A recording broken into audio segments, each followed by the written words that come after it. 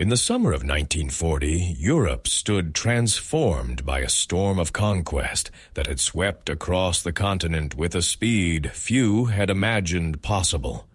Nation after nation had fallen to the German war machine. Poland, Norway, the Low Countries, and finally France. To many observers, it seemed as if nothing could halt the advance of Nazi Germany. All that remained unconquered in Western Europe was a single island nation, small in territory, but vast in determination. Great Britain. And across the narrow waters of the English Channel, La Manche, another battle was brewing, one that would decide the fate of the free world. The collapse of France in June 1940 changed everything. What had once been a distant rumble of war suddenly grew into a thunderclap directly over Britain's shores. With France defeated, the German Luftwaffe now possessed airfields stretching from Brittany to Pas-de-Calais, placing the heart of England well within striking distance. For the first time since 1066, Britain faced the terrifying reality of invasion. Hitler, buoyed by his stunning victories, approved preliminary planning for Unternehmen Seelowe Operation Sea Lion, the amphibious assault intended to bring Britain to her knees. But invasion would not be possible unless the Germans achieved one crucial objective: air superiority. The Luftwaffe had to crush the Royal Air Force, destroy its bases, and clear the skies over the Channel. Without that, no fleet of barges or landing craft could hope to cross the treacherous waters under British guns and aircraft. Thus, the coming conflict would not be decided by armies of millions, but by a few thousand pilots, young men barely out of school, strapped into machines of metal and fire. The battle for Britain would be fought not on beaches or fields, but in the vast blue arena above the white cliffs of Dover. At this moment of crisis, the RAF was still rebuilding itself after years of political hesitation and budgetary constraints. Only the urgency of rearmament in the late 1930s had accelerated the development of modern fighter aircraft. Chief among them stood a sleek, elegant, impossibly fast machine that looked as if carved by the wind itself, the Supermarine Spitfire. The British public had only recently begun to hear the name, but among pilots and engineers, the Spitfire already carried an aura of destiny. The story of the Spitfire began with a man whose health was failing, even as his creation soared. Reginald Joseph Mitchell, a brilliant but unassuming designer from the Supermarine Company, had spent years refining high-speed seaplanes for the Schneider Trophy competitions of the 1920s and 30s. His racers pushed the boundaries of aerodynamics and engine power, and the RAF quietly noted their potential. Long before the war, Mitchell had recognized a truth that others missed. The next major fighter would need not only speed, but agility, stability, and the ability to accelerate in a heartbeat. The result of his vision was a masterpiece of elliptical wings and Rolls-Royce engineering, a fighter that pilots would describe as an extension of themselves. By 1940, the Spitfire had only recently entered service, complementing the sturdier and more numerous Hawker Hurricane. While the Hurricanes shouldered much of the early fighting, it was the Spitfire that captured imaginations. Its speed exceeded 360 miles per hour. Its climb rate was unmatched, and its 8 303 Browning machine guns could tear through enemy aircraft in seconds. In mock combat trials, even experienced pilots found it nearly impossible to beat. Yet these strengths alone would not be enough. The Spitfire, like the men who flew it, would soon be tested in ways no training exercise could simulate. The German pilots, veterans of campaigns in Poland, France, and the Low Countries, were confident. They flew the Messerschmitt Bf 109, a fighter considered one of the best in the world fast, heavily armed and deadly in a dive. Many Luftwaffe commanders believed the defeat of the RAF would take mere weeks. Hermann Göring, commander-in-chief of the Luftwaffe, dismissed Britain as a brittle little island that would break under the pressure of sustained bombing. Few in Germany doubted him. On the other side of the Channel, however, the mood was very different. Britons were frightened, certainly, but they were also resolute.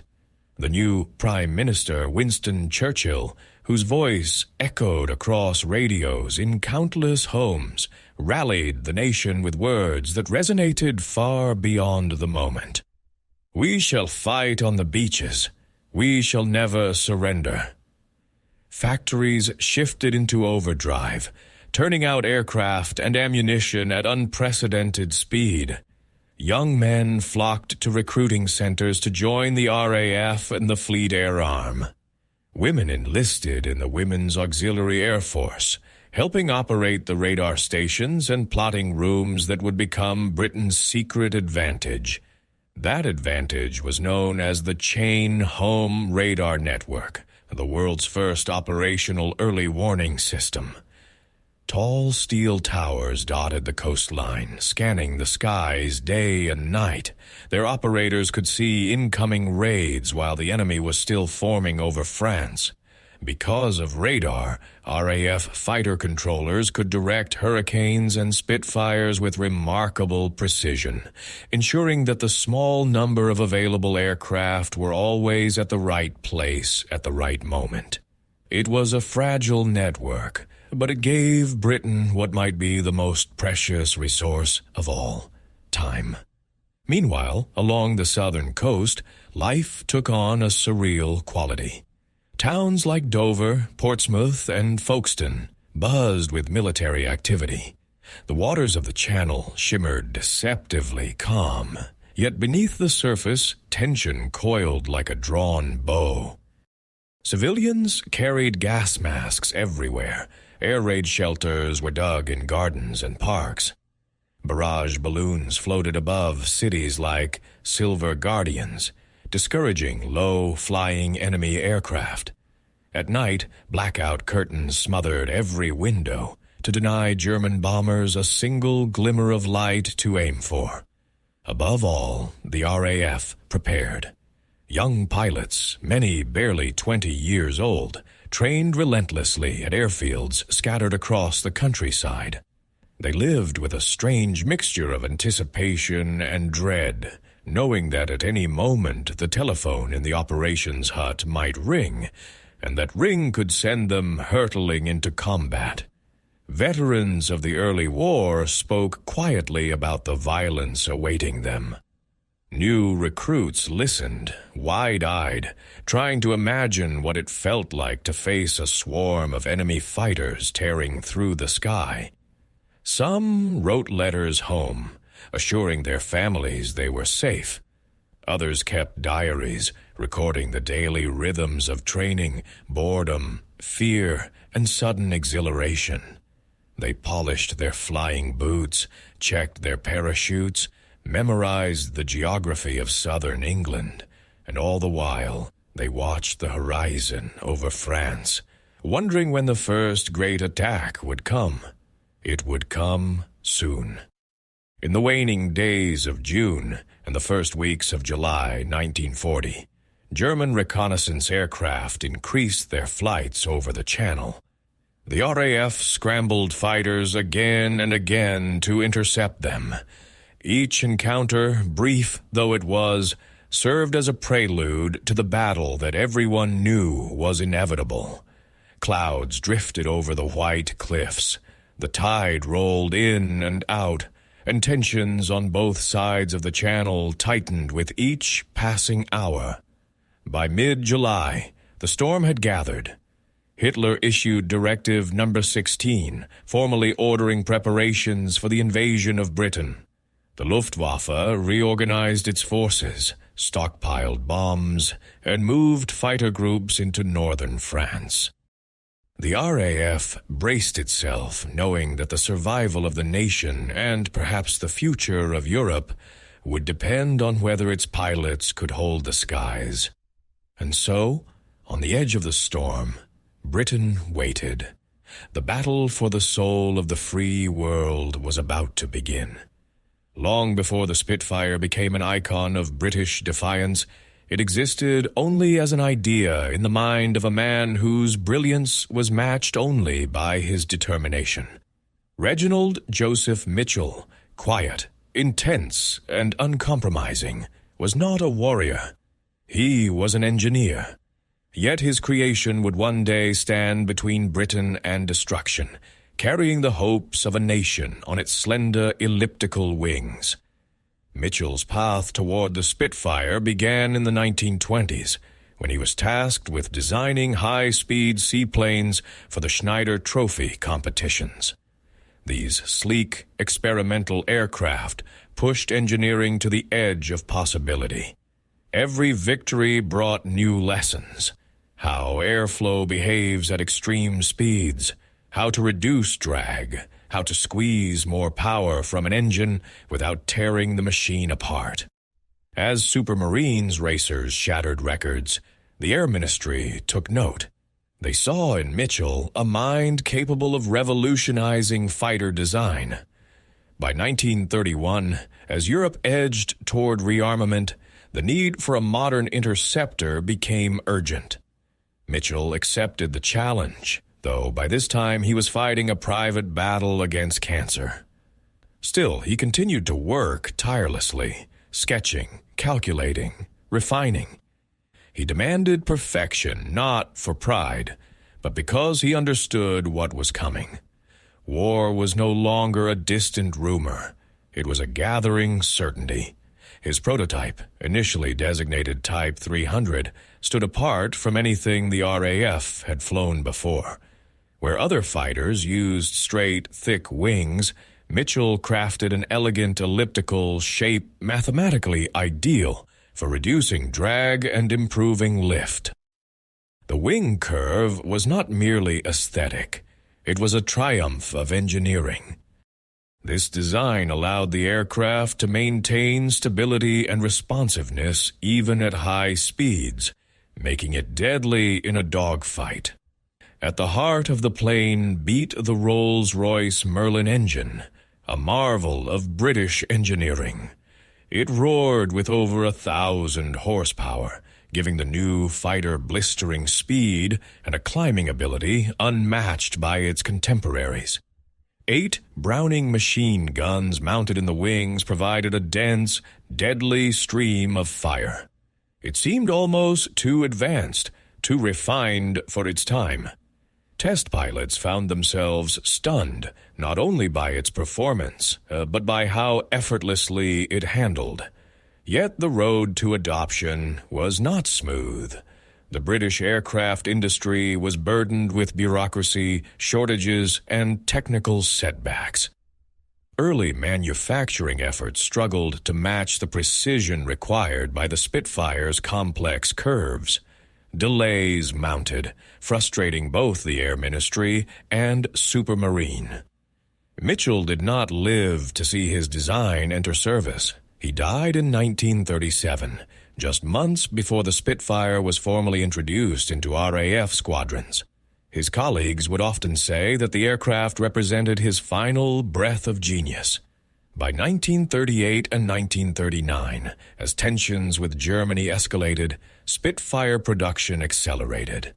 The first RAF unit to receive the aircraft was No. 19 Squadron at Duxford. Young pilots gathered around the new fighter with reverence, as though meeting a mythical creature. Training began immediately, and the Spitfire's reputation spread like wildfire. It climbed faster than anything they had flown. It rolled with incredible smoothness, It responded instantly to the lightest touch of the control column. Pilots discovered something else as well. The Spitfire forgave mistakes. In a world where a single misjudgment could send a fighter spiraling into the ground, this was no small advantage. Many of the young men entering RAF training programs had limited flying experience. In the coming battle, they would have to fight Luftwaffe veterans hardened by campaigns across Europe. The Spitfire, intuitive and agile, gave these newcomers a fighting chance. Meanwhile, the RAF developed a new tactical doctrine, ingenious but still untested in real combat. Borrowed from pre-war German innovations, the formation was called the Finger Four. 4 fighters arranged in a loose shape, resembling the fingers of an outstretched hand. This configuration improved visibility, communication, and combat flexibility. In time, it would become standard across nearly every air force in the world. On the other side of the channel, the Luftwaffe was preparing its own arsenal. The German Messerschmitt Bf 109 was perhaps the only aircraft capable of matching the Spitfire in speed and climb. Light, angular, and armed with cannons, it excelled in diving attacks and vertical maneuvers. German pilots, many of whom had fought in Spain, entered the coming battle with a confidence born of victory. They considered the Bf 109 nearly untouchable. But the Spitfire possessed qualities that no specification sheet could convey. Pilots described how it flew itself, how it seemed to anticipate their intentions. Veteran RAF ace Johnny Johnson would later write, "It wrapped itself around you as affectionately as a baby's blanket." This bond between pilot and machine would play a crucial role in the months to come. As the Spitfire proliferated across RAF fighter command, its legend grew. More squadrons converted to the new fighter each month. At airfields from Kent to Yorkshire, the sound of Merlin engines became a familiar thunder. Still, the RAF was acutely aware of its limitations. For every Spitfire, there were 2 or 3 Hurricanes, reliable, rugged, easier to produce, but lacking the Spitfire's finesse. Fighter command needed both. Hurricanes to take down enemy bombers, Spitfires to duel the Messerschmitts. Training intensified. The RAF realized that while technology mattered, human skill would decide the outcome. Pilots drilled endlessly in formation flying, gunnery, rapid scrambling, and high-altitude maneuvers. They learned to identify enemy silhouettes in a split second, to fire in short, controlled bursts, and to trust their wingmen with their lives. And always, they trained under the looming shadow of the Luftwaffe. Intercepts of German radio traffic revealed a steady buildup of forces in northern France. Airfields were expanded. New fighter and bomber groups arrived daily. Across the channel, binoculars and radar screens tracked constant German activity. The RAF could feel the pressure mounting like distant thunder before a storm. Yet, despite the fear, morale among Spitfire pilots was surprisingly high. They believed, perhaps optimistically, that their aircraft gave them an edge. Newspapers, though heavily censored, carried stories about Britain's new wonder fighter. Children sketched Spitfires in the margins of school books. At a time when the nation felt cornered and vulnerable, the fighter offered a symbol of pride and hope. By July 1940, as German preparations neared completion, Spitfire squadrons reached operational readiness. Aircraft gleamed on dispersal fields, refueled and armed.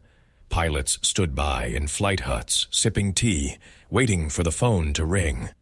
Mechanics worked through the night, tuning engines, patching bullet holes from training mishaps, and coaxing every ounce of power from the Merlin engines.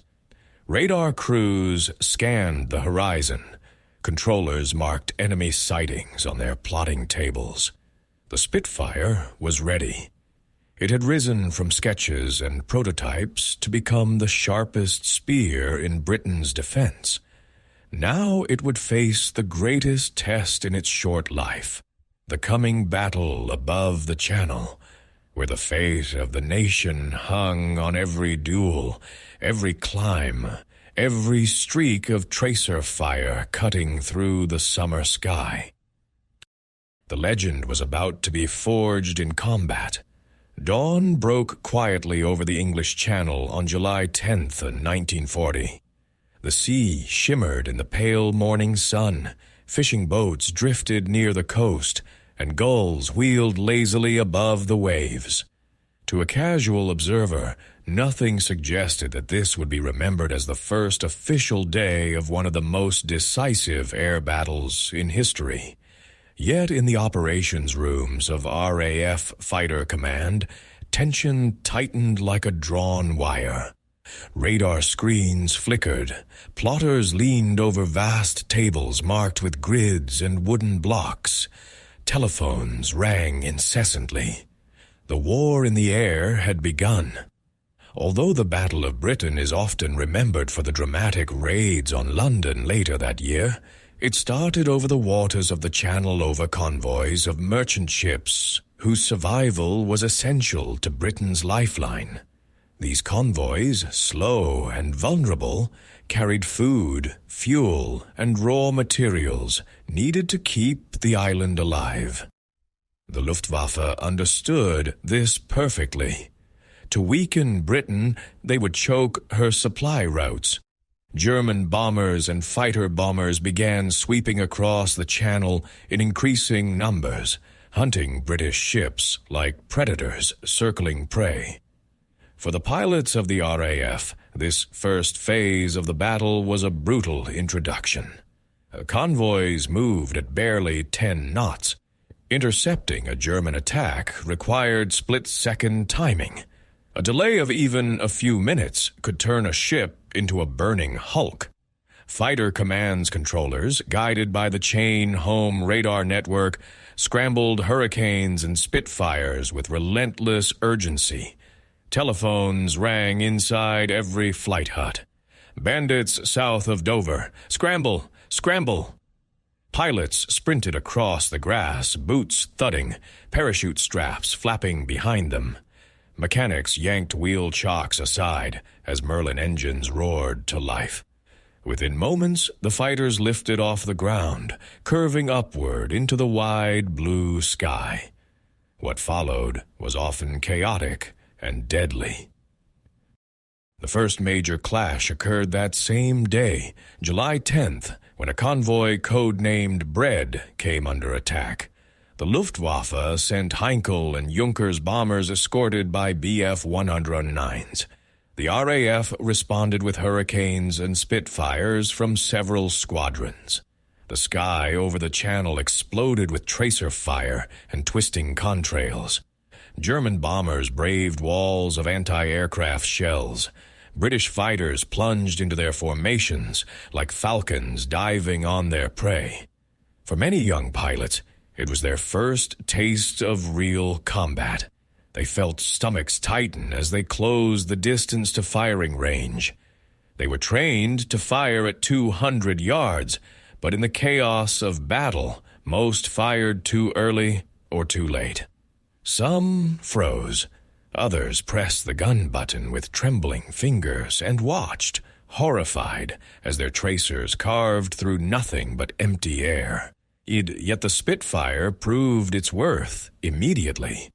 Pilots found they could climb into position with astonishing quickness, roll out behind enemy fighters, and unleash deadly bursts. The Bf-109s were formidable opponents, but the Spitfire matched them turn for turn, dive for dive. The first dogfights were frantic, whirling melees where seconds determined life or death. Pilots later recalled that everything happened so quickly, they barely had time to think. Instinct took over. Training took over. The Spitfire took over. Meanwhile, below the fighters, ships burned. A single, well-placed bomb could tear through steel decks and ignite the oil stores. Convoy escorts fought desperately with their anti-aircraft guns, filling the sky with black puffs of smoke. The Channel, normally a tranquil border, had become a graveyard of twisted metal and shattered hulls. Despite the Luftwaffe's intensity, the RAF held the line. Convoy losses were painful, but the Germans failed to break the supply routes. Each ship saved felt like a small victory. Each pilot returning safely felt like a gift. Still, casualties mounted on both sides. Squadrons rotated endlessly between readiness, combat, repair, and rest. Sleep was a luxury. Nerves frayed, and the battle had only begun. As July progressed, German strategy shifted subtly. They increased reconnaissance flights over southern England, testing British response times and mapping airfield locations. Spitfire and Hurricane squadrons scrambled repeatedly to intercept lone enemy aircraft that darted across the coastline like scouts. These encounters, though brief, were exhausting. Pilots often returned from one sortie only to be ordered back into the air minutes later. The chain-home radar system proved invaluable during this period. Tall steel towers scanned the skies with deep, humming pulses of radio waves. Operators, many of them women barely out of school, watched their screens with unblinking focus. When a formation of enemy aircraft registered on the display, plotters marked its position with colored blocks. Controllers analyzed the incoming data, calculated the enemy's altitude and speed, and directed RAF fighters with remarkable precision. Without radar, the early phase of the battle might have been lost before it truly began. Still, radar had limitations. It could detect incoming aircraft but not identify their type or size. It could not see low-flying raiders slipping beneath the detection range. Nor could it predict the evolving strategy of the Luftwaffe. German commanders soon realized that fighter command was stretched thin. Every scramble drained fuel, ammunition, and pilot stamina. The British couldn't keep this tempo forever. By late July, the Luftwaffe escalated its attacks. Convoys remained targets, but now German raids also struck at channel ports, coastal radar stations, and even inland airfields. The skies over Kent and Sussex grew thick with the sound of engines. Civilians paused their daily tasks to look up, shading their eyes as distant specks engaged in deadly duels. Parents ushered children indoors at the wail of air raid sirens. Homes shook as bombs detonated near harbors and docks. For the RAF pilots, the experience became surreal. They woke with dawn, flew sortie after sortie, and collapsed into their bunks after dark, only to dream of tracer fire and falling aircraft. They learned to recognize the smell of cordite in their oxygen masks, the sting of burned oil on their flight suits, the tremor in their hands after a dogfight. They learned to lose friends. In the mess halls, empty chairs became familiar. But amid the fear and chaos, something else emerged. Confidence. Pilots began to trust their aircraft implicitly. Many came back from combat with bullet holes in their wings or fuselage, but marveled at how the Spitfire stayed controllable. Stories spread about pilots surviving impossible crashes or limping home on a sputtering engine. These tales, half fact and half legend, boosted morale in a way speeches never could. On the German side, frustration grew. The Luftwaffe expected quick dominance, yet they had not broken the RAF. Convoy raids inflicted damage, but not collapse. Coastal strikes were costly and inconclusive. They had underestimated not only the skill of British pilots, but also the resilience of fighter command's infrastructure. Every time they appeared, Spitfires and Hurricanes rose to meet them. Every attack was contested.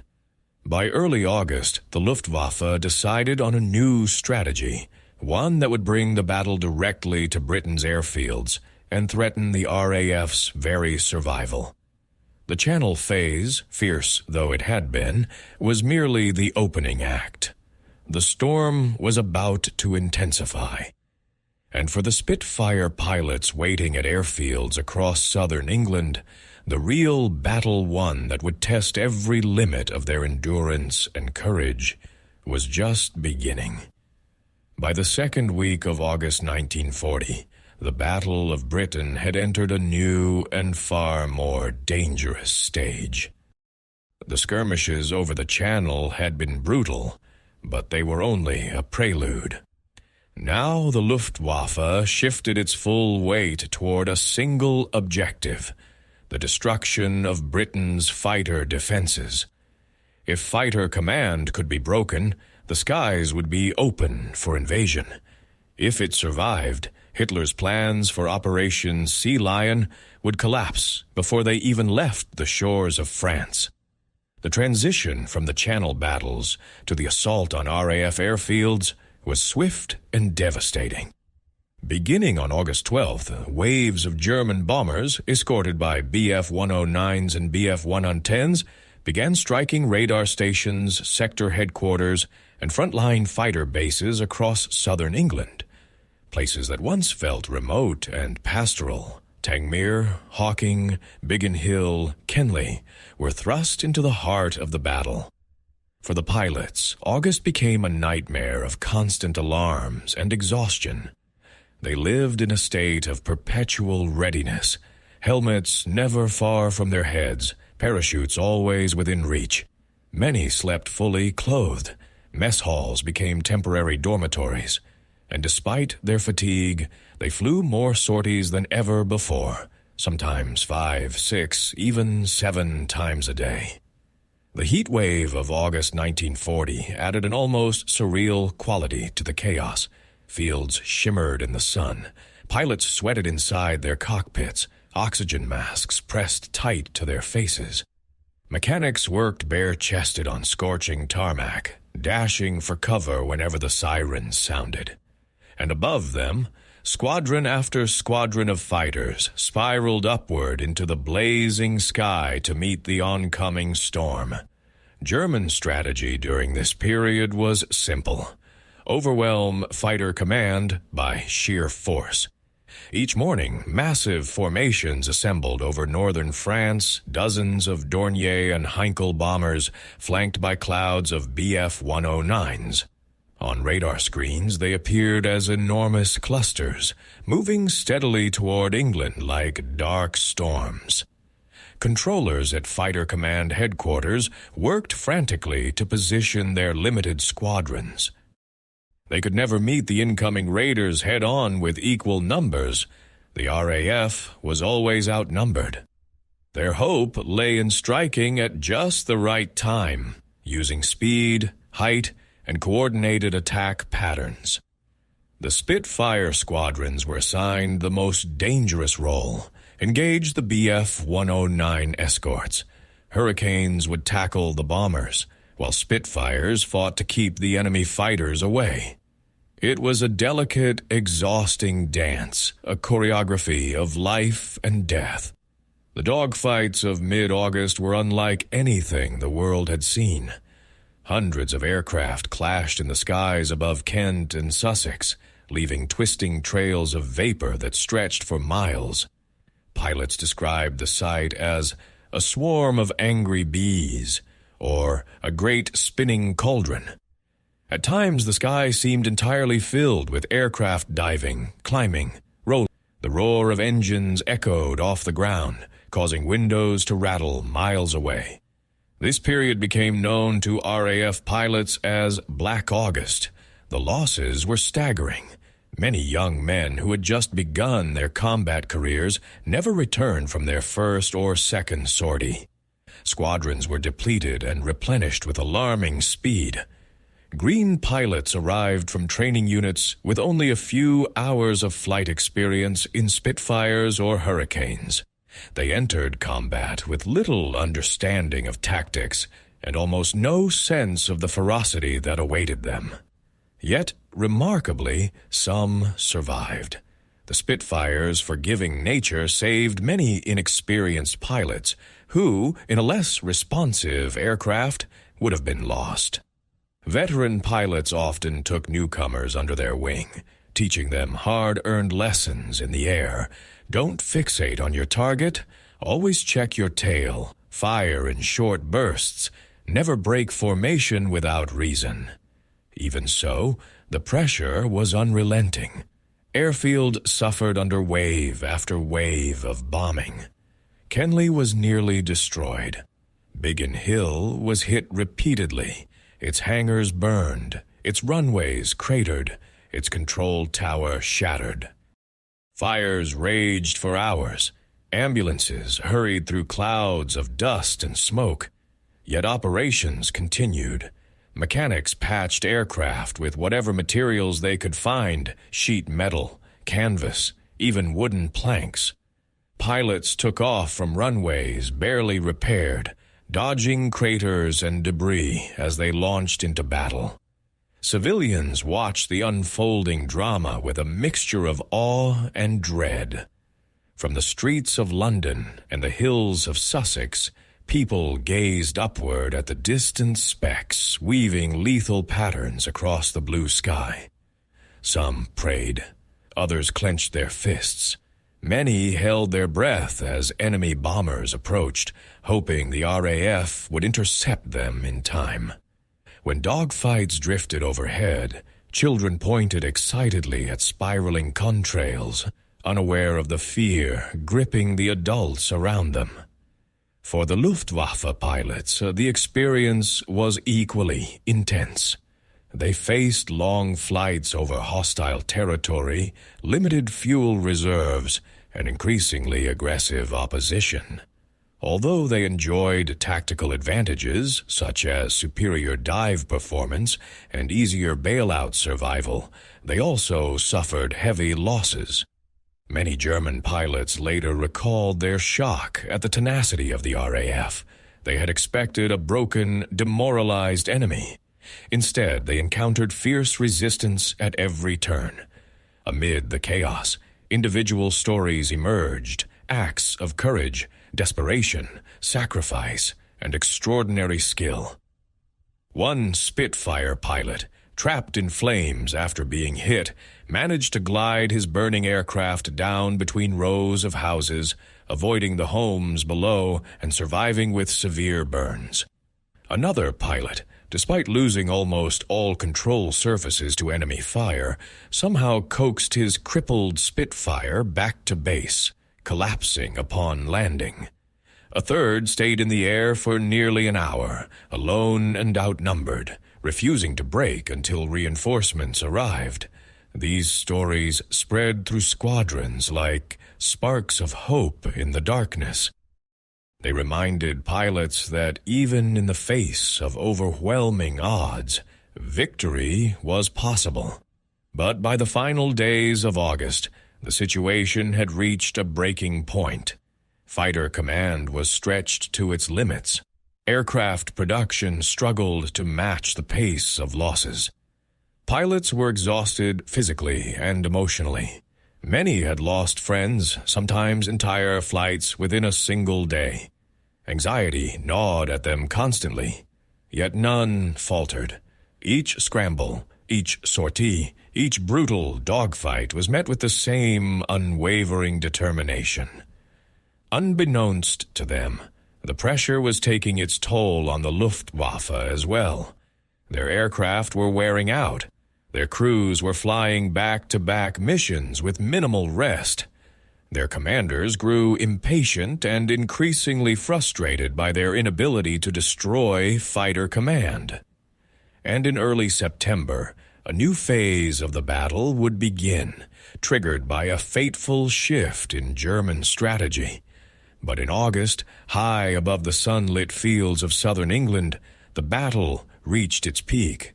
It was a whirlwind of fire and steel, courage and terror, a test of endurance for pilots and machines alike. And through it all, the Spitfire remained the shining blade at the heart of Britain's defense, carving through the sky with unmatched grace and deadly precision. The storm would soon move toward London. But here, in the heat of August, the legend of the Spitfire was cemented forever. By early September 1940, Fighter Command stood battered but unbroken. For nearly 2 months, the RAF had endured relentless attacks on its airfields and infrastructure. Many squadrons were operating at a fraction of their original strength. Pilots flew until their limbs shook from exhaustion. Mechanics worked by lamplight through sleepless nights. The Luftwaffe believed that a few more weeks of pressure would crush Britain's last line of air defense. But then, in a twist of fate that would alter the course of the war, the Germans changed their strategy. On September 7th, in retaliation for a British raid on Berlin, Hitler ordered a dramatic shift. Instead of continuing the assault on the RAF's airfields and radar stations, the Luftwaffe would begin bombing London on a massive scale. The German leadership believed civilian terror would break British morale, force the RAF to withdraw fighters to protect the capital, and bring Britain to the brink of surrender. The decision was catastrophic for the Luftwaffe and a lifeline for Fighter Command. For weeks, the RAF had struggled under the strain of losing runways, communications centers, and vitally important repair shops. Another month of this might have crippled them beyond recovery. But now, with the German focus diverted, airfields across southern England gained the breathing room they desperately needed. Mechanics repaired hangars and runways. Replacement aircraft arrived from factories in the Midlands. New pilots, nervous, undertrained, yet determined, joined depleted squadrons. Even radar stations, repeatedly damaged but never fully knocked out, were restored to maximum readiness. The RAF's invisible shield was once again in place. The German raids on London were apocalyptic in scale. On the evening of September 7th, nearly 1,000 aircraft bombers in dense formations, flanked by waves of fighters, crossed the Channel and headed straight for the city.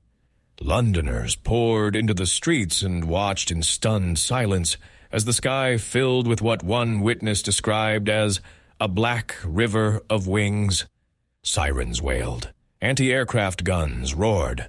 Fires raged through the East End. The Blitz had begun. For the RAF pilots, the shift in strategy meant a new kind of challenge. Instead of intercepting attacks scattered across dozens of coastal targets, they now faced massive, concentrated raids heading straight toward London. The scale was overwhelming. Yet there was one advantage.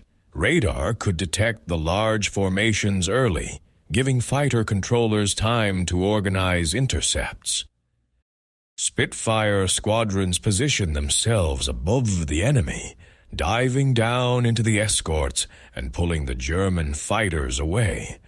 Hurricanes then pounced on the bombers, tearing into their formations with bursts of gunfire that ripped open fuselages and shredded engines.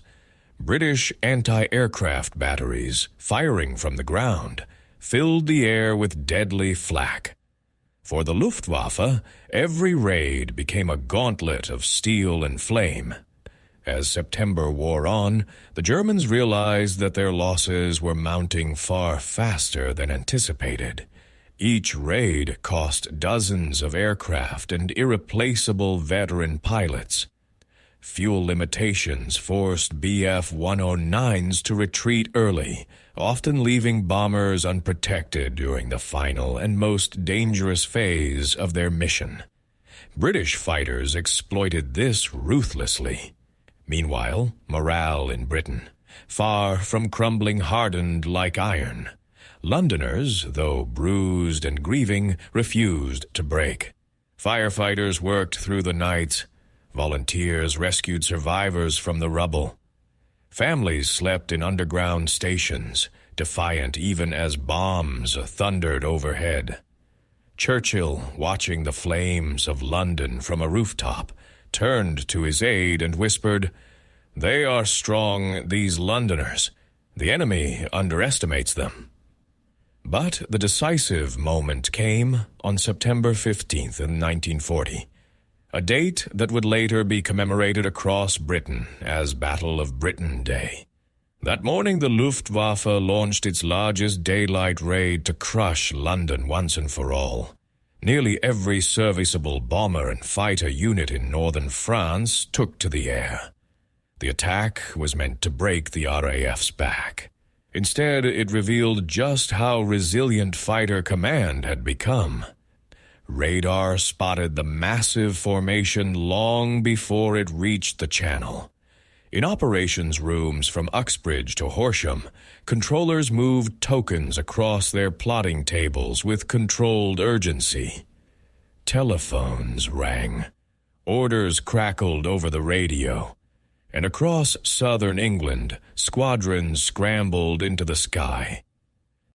What followed was one of the most intense aerial battles of the war. Spitfires from Biggin Hill and Hornchurch soared upward to intercept the Bf-109 escorts. Hurricanes attacked the bomber streams with incredible ferocity, scattering Heinkels and Dorniers in panicked dives.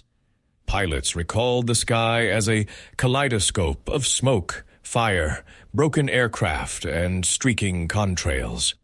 Civilians on the ground watched open-mouthed as flaming bombers tumbled from the sky in broad daylight. In the midst of the chaos, a famous scene unfolded. Churchill himself was visiting Fighter Command headquarters at Uxbridge. As more and more squadrons were committed to the fight, he turned to Air Vice Marshal Keith Park and anxiously asked, "What other reserves do we have?" Park replied simply, "There are none." Every capable aircraft was already in the air, and yet it was enough. By late afternoon, the Luftwaffe's raid had collapsed. Dozens of bombers were lost. Dozens more limped back to France, riddled with bullets, engines failing, crews shaken. The German High Command was stunned. They had thrown everything they had at Britain and still failed to break through. For the first time, the Luftwaffe leadership began to suspect the truth. They might not win this battle. In the days that followed, German daylight raids dwindled. Losses were too high, aircraft too damaged, crews too exhausted. The Luftwaffe shifted increasingly to night bombing, beginning the long and terrible campaign known as the Winter Blitz. But the battle for air superiority, the crucial prerequisite for invasion, had been lost. Fighter Command had survived. More than that, it had triumphed. The RAF's endurance had gained critical strength from a unique combination of factors: radar, tactics, organization, and the indomitable spirit of its pilots. But above all, its victory rested on the performance of the aircraft that had defined the battle: the Spitfire and the Hurricane. The tide had turned. The threat of immediate invasion faded. Britain remained unbroken, a beacon of resistance in a continent swallowed by tyranny. And high above the battered cities and smoking airfields, the Spitfires still patrolled, their engines humming like a promise that the sky belonged to those who dared defend it. The turning point had come. Now the legend could endure. In the wake of the battle's climax, as the smoke gradually lifted from the fields of southern England and the fires in London's East End cooled to embers, a new reality settled over the British Isles. Hitler's invasion plans, once a looming, tangible threat, faded like mist beneath the morning sun. Operation Sea Lion, the great gamble to conquer Britain, was postponed again and again before being quietly shelved. Germany had not only failed to defeat Fighter Command, it had exhausted itself trying. Against all odds, Britain remained unconquered. The Battle of Britain was over. But its meaning, its lessons, and its legacy were only beginning to take shape. For months afterward, life in Britain continued under the shadow of air raids. The Blitz raged through the winter of 1940-41, inflicting terrible losses on civilians. Factories, homes, churches, and schools were reduced to rubble.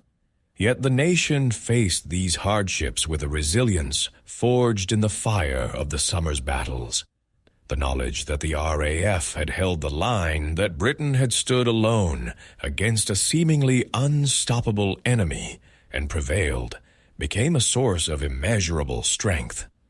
In this collective memory, one symbol rose higher than all others: the Spitfire. It was more than an aircraft. It became the embodiment of hope. Children built toy Spitfires from scrap wood. Artists painted them soaring above the white cliffs. Newspapers printed breathless accounts of their duels with Messerschmitts. Pilots who flew them became quiet, reluctant legends. The image of a Spitfire climbing into a sky cut with sunlight became, for millions, the very image of freedom. But the Spitfire was not simply a symbol.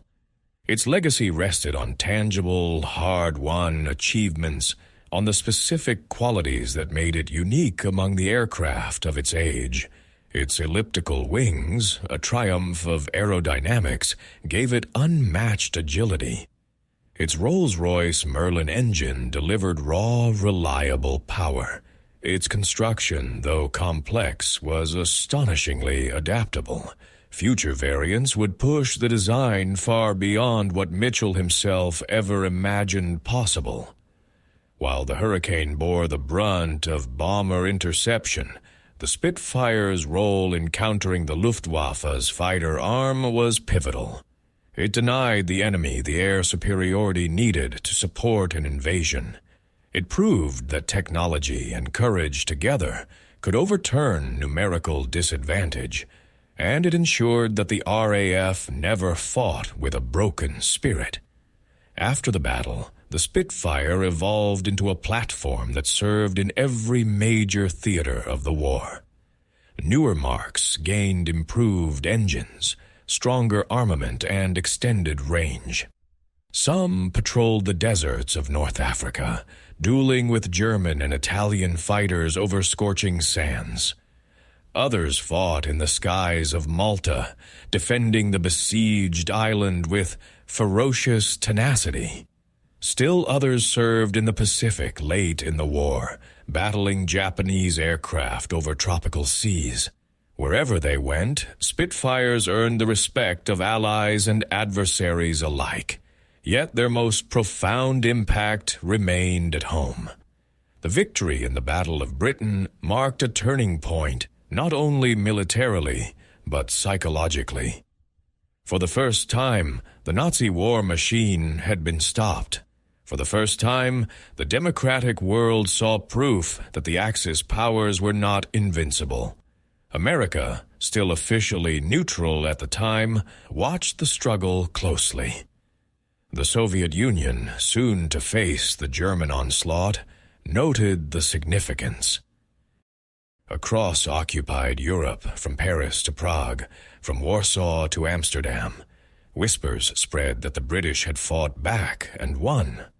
The triumph brought Britain valuable time to rebuild its forces, time to secure alliances, and ultimately, time for the world to rally against tyranny. Reflecting on the battle months later, Churchill would utter words that resonated through generations. Never in the field of human conflict was so much owed by so many to so few. The few, the RAF fighter pilots, became the guardians of a myth that was both completely true and deeply symbolic. They were not many in number. Roughly 3,000 aircrew took part in the battle. But among them were men from across the Commonwealth and the World Polish veterans, Czech pilots, Canadians, Australians, New Zealanders, South Africans, Irish volunteers, Americans who joined before the U.S. entered the war, and even pilots from Trinidad, Jamaica, and other far-flung corners of the empire. The Battle of Britain was, in truth, a multinational stand for freedom. Many of these men never lived to see the victory they helped secure. Their names, etched on memorials, became testament to the price of survival. In the years that followed, families made pilgrimages to airfields now quiet and overgrown, standing where their sons had once run to their aircraft in the dawn light. But memory is not only sorrow, it is gratitude. In museums today, Duxford, Hendon, Southampton visitors stand before preserved Spitfires, their wings polished and gleaming, their cockpits still smelling faintly of oil and metal. Children press their faces to the glass, imagining what it must have been like to race into the sky to defend a nation. Veterans, now few in number, sometimes sit nearby and smile softly, knowing that the aircraft represents something larger than themselves. The Spitfire has become a piece of living history. Enthusiasts maintain flying examples that still roar across the sky at air shows, their Merlins humming with a sound that evokes both nostalgia and awe. The aircraft's silhouette remains instantly recognizable, a design so perfect that it appears almost sculpted rather than engineered. But beyond the icon, beyond the machine, lies the deeper legacy of the battle. The Battle of Britain was a triumph of strategy, technology, leadership, and industrial effort. Yet, at its heart, it was a human story.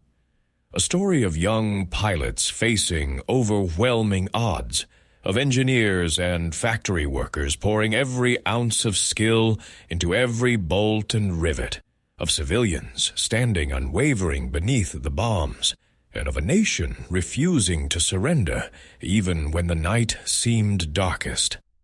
In holding the line, Britain kept alive the hope of liberation for all of Europe.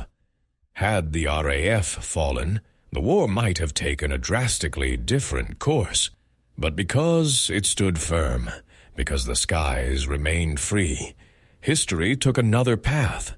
The Spitfire, born from Mitchell's vision and shaped by the hands of thousands, became not just an aircraft, but a symbol of that choice, a symbol of resilience, determination, and the unshakable belief that freedom is worth fighting for. And so, long after the guns fell silent, long after the enemy aircraft vanished from the Channel sky, the Spitfire continued to soar in museums, in memory, and in the hearts of all who look back on that singular moment when the fate of the world hung in the balance. The battle is over, but the legacy endures. The sky, once contested, has chosen its side.